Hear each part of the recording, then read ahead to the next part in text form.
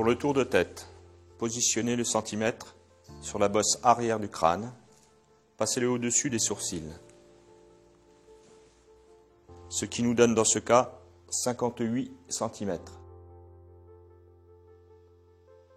Pour le tour de cou, positionnez le centimètre à la base du cou. Laissez un doigt d'espacement, ce qui nous donne dans ce cas 41 cm. Pour le tour de poitrine, passez le centimètre sous les aisselles. Glissez-le au plus fort de la poitrine, les bras le long du corps, ce qui nous donne dans ce cas 104 cm.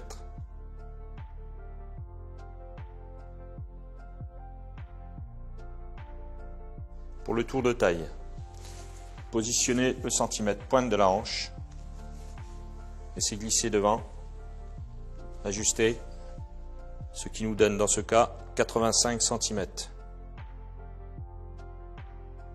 Pour le tour de bassin, positionnez le centimètre au plus fort du bassin, jambes jointes,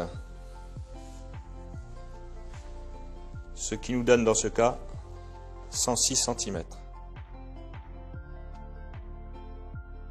Pour déterminer la taille de gant, mesurez le majeur.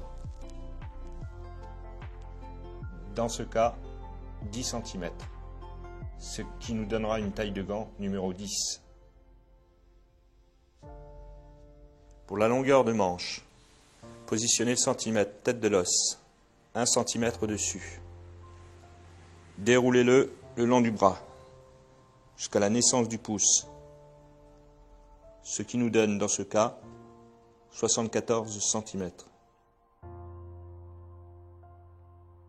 Pour la longueur d'entrejambe, positionnez le centimètre, les jambes légèrement écartées, suivre la couture d'entrejambe jusqu'au coup de pied, le mettre légèrement souple, ce qui nous donne dans ce cas 87 cm.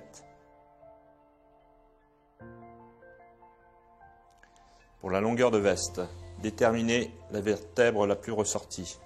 Positionnez le centimètre 1 cm au-dessus. Laissez glisser le long du dos jusqu'au creux des reins. Le maintenir ici.